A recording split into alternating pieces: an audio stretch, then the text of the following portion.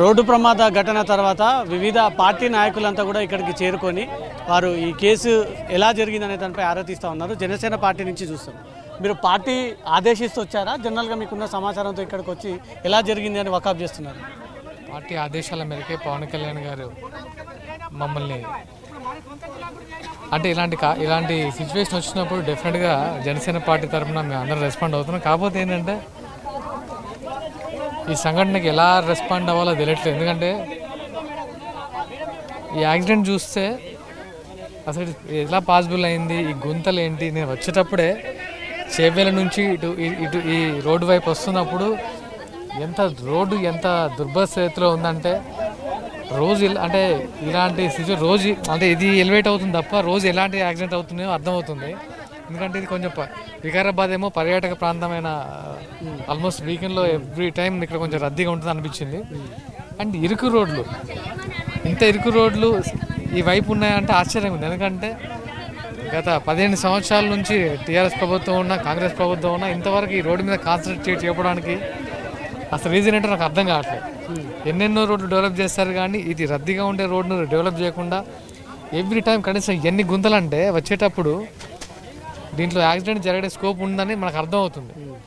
ఇది ముమ్మాటికి ఇది పాలకుల నిర్లక్ష్యం అనిపిస్తుంది. అందులో ఇలాంటి హెవీ వెహికల్స్ అంటే మీన్స్ బస్సులు వస్తున్నాయి చూడండి, మీరు గమనిస్తే నిమిషానికి అంటే అర నిమిషానికి ఒక వెహికల్స్ రోడ్ ఇలాంటి రద్దీ ఉన్న లారీలు బస్సులు జరుగుతున్న రోడ్లో ఈ రోడ్లకు అసలు సంబంధం లేదు. ఇలాంటి రోడ్ల మీద అంత హెవీ వెహికల్ వస్తున్నాయి. అసలు ఎలా చేస్తున్నారో నాకు ఆశ్చర్యంగా ఉంది. ఫస్ట్ యాక్సిడెంట్ ఎంత ఎక్స్రేషా ఇచ్చినా సరే, వాళ్ళకి ఎంత పరిహారం చెల్లించినా సరే వాళ్ళ ప్రాణాలు తిరిగి తీసుకురాలేము. అంటే ఆ 25 మంది చనిపోయారు, చాలామంది గాయపడున్నారన్నట్టు తెలుస్తుంది. వాళ్ళ కుటుంబంలో ఎంత విషాదం నెలకొంటుందో అసలు ఊహకి అందట్లేదు. ఇప్పుడు ఏం లేకుండా ఇలా చూస్తేనే మనకి అంటే ఏదో సంథింగ్ ఆ ఎమోషనల్ ఫీలింగ్ ఉంది. అసలు లైవ్లో చూసి ఇలా ఆ ట్రామా మనకి ఎక్స్పెక్ట్ చేయొచ్చు. అట్లీస్ట్ ప్రభుత్వం ఇంకా ఇలాంటి పునరావృతం కాకుండా చర్యలు తీసుకోవడానికి ట్రై చేస్తే బెటర్ నా ఉద్దేశం. ఈ ఘటనతో పవన్ కళ్యాణ్ ఇక్కడ పిలిపించి కుటుంబాలకు అండగా నిలబడుతుంది జనసేన అనే ఒక ప్రయత్నం ఏమని చెప్తారా? 100% అంటే పవన్ కళ్యాణ్ గారు ఎప్పుడు అండగానే ఉంటారు. ప్రభుత్వం కూడా అండగానే ఉండాలని కోరుకుంటున్నాం.